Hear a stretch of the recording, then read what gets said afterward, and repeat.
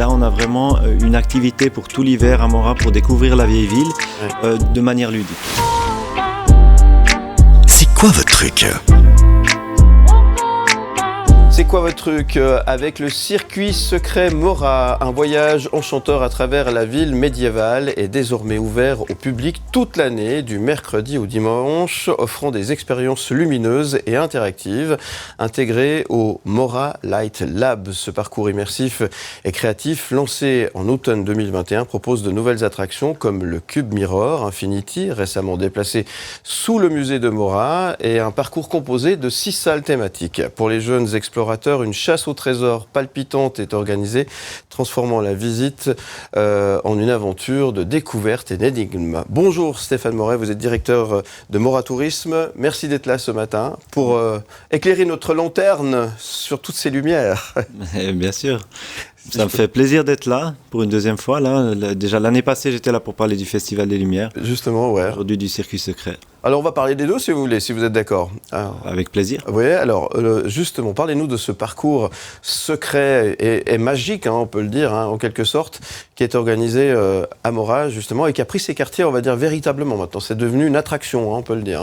Absolument, et on se rend compte que ça vise, ou bien le public des familles est principalement friand de ce genre de choses. Donc l'idée, c'était justement de prolonger toutes les activités lumière à Mora. On veut développer une saison hivernale et à travers ce produit-là, on peut poursuivre la saison.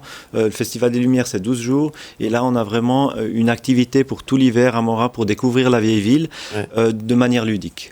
Alors si on aime les lumières, c'est à Mora que ça se passe. Vous avez véritablement créé un peu... C'est devenu un peu un icône, la lumière du côté de Mora, on peut le dire.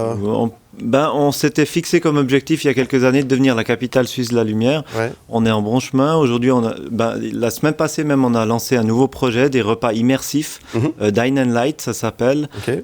Et ça, c'est le troisième volet de ce projet-là.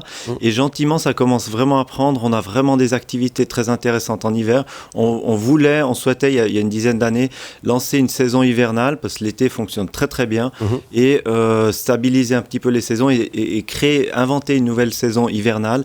Et la thématique de la lumière est une thématique extrêmement porteuse et extrêmement intéressante pour une vieille ville comme Mora où on a un patrimoine à mettre en valeur. Ouais, j'allais le dire, le décor s'y prête bien finalement. On découvre ou on redécouvre Mora peut-être d'une autre manière, c'est ça un peu l'idée aussi ? Absolument, et c'est ce qu'on voit aussi sur le public qui fait le circuit secret. Ouais.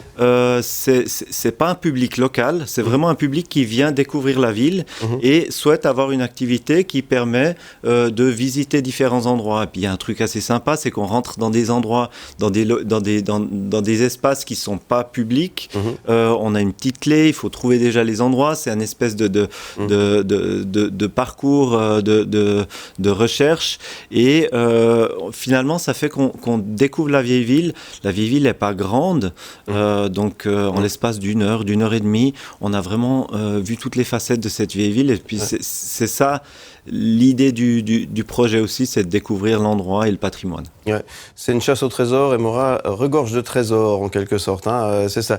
Et le retour que vous avez, parce qu'il faut le rappeler, c'est un rendez-vous familial, vous l'avez dit en intro, on vient avec ses enfants, on passe un bon moment, c'est ça finalement, c'est vraiment s'ouvrir aux familles. Alors on pensait initialement le lancer pour des groupes, pour des soirées d'entreprise, on a remarqué que ça prenait mieux pour les familles. Et pour les familles, on a fait justement, en plus, depuis l'année passée, une espèce de petite chasse au trésor où il faut trouver la chouette qui se cache un petit peu partout. Et c'est là qu'on a vu qu'il y a à peu près 5000 visiteurs par année et les feedbacks sont très très positifs, justement principalement pour les familles, mais aussi les personnes seules qui souhaiteraient visiter la ville, ça va très bien. Et ça peut s'agrémenter d'un repas ou d'autres choses. Ou d'une nuit à l'hôtel, etc., etc. En tout cas, Mora, c'est une très très belle ville et avec ses lumières, elle est encore sublimée évidemment. Donc l'occasion ou jamais de faire une activité en famille.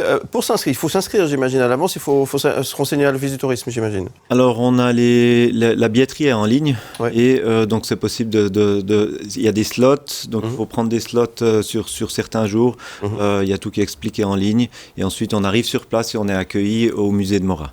Voilà, et ça c'est maintenant toute l'année, on l'a dit tout à l'heure aussi. C'était quelque chose qui avait lieu pendant une période bien précise. Maintenant, c'est ouvert quasiment tout le temps. Exactement. Donc on avait sur les premières années, quand on lance des produits, il faut s'adapter aussi au public, il faut aussi apprendre à connaître aussi les gens. Ouais. On a ouvert un peu plus longtemps. On a ouvert les dimanches aussi parce initialement, c'était que le soir. Donc là, on a prolongé un petit peu les heures d'ouverture et on a aussi fait sur toute l'année parce qu'on se rend compte, on voulait que ce soit uniquement hivernal initialement et je pense que ça aura plus de succès en hiver. Mais c'est une offre finalement qu'on a décidé de prolonger parce qu'elle avait un bon succès. En tout cas, si vous avez envie de découvrir Morat, cette belle ville, passer un moment sympa en famille, très convivial, vous avez compris, c'est l'occasion ou jamais. N'hésitez pas à aller vous renseigner sur le site internet de Morat Tourisme notamment.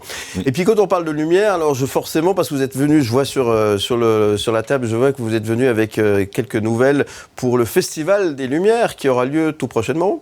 Oui, on commence le 17 janvier et ça dure 12 jours. C'est chaque année et ça c'est un succès époustouflant. On a entre 60 et 90 000 visiteurs qui viennent chaque année. Et là, je vous ai amené des petites lanternes. Ça, c'est les petites lanternes de vœux qu'on peut déposer. Donc, on peut dessiner un vœu, on peut l'écrire et le déposer sur le lac pendant le Festival des Lumières. Donc, en plus, ça fait une animation supplémentaire. Et donc là, on a sur le Festival des Lumières, on a à peu près une vingtaine d'animations différentes. Et le festival de cette année se prépare, sera une superbe édition, je peux déjà vous le dire. Le programme sera dévoilé d'ici quelques semaines et on se réjouit vraiment beaucoup. Vous viendrez nous en reparler ? Avec plaisir. En tout cas, on a eu quelques images l'année passée, c'est absolument magnifique. Vous étiez déjà aussi venu en parler sur ce plateau. Le festival, c'est donc début janvier et le programme sera dévoilé.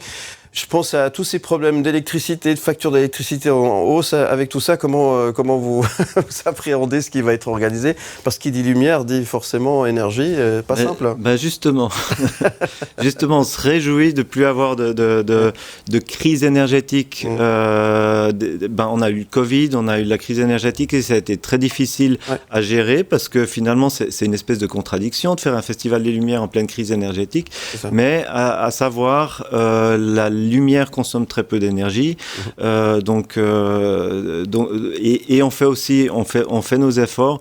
Par contre, on souhaite vraiment relancer une édition en se concentrant vraiment sur sur le spectacle, sur la beauté, et essayer d'éviter de se concentrer, de se concentrer sur des aspects peut-être négatifs. Bien sûr, l'économie d'énergie, c'est transversal. Chez nous, on essaie de faire tous les efforts qu'on peut. Par contre, c'est pas notre ADN initial. On souhaite faire rêver et c'est ce qu'on va faire le mieux possible. Vous comprenez bien que j'étais obligé de vous poser la question quand même. Qu'est-ce qu'on peut vous souhaiter, Stéphane Moret ? Plein de succès, plein de monde. Je sais que vous êtes établi à Lausanne et je sais que les Lausannois montent très volontiers. C'est pour ça aussi que je suis là parce que je sais que le public roman est très friand de nos animations, de nos activités. Donc venez en nombre et ayez du plaisir, quoi. Merci. On s'adresse à toute la Romandie. Merci en tous les cas d'être venu. Plein succès. Et puis on se donne rendez-vous en janvier pour parler du Festival des Lumières. On fait comme ça ? Avec plaisir. Merci Stéphane Moret. Merci à vous. Bonne journée à vous. Merci beaucoup.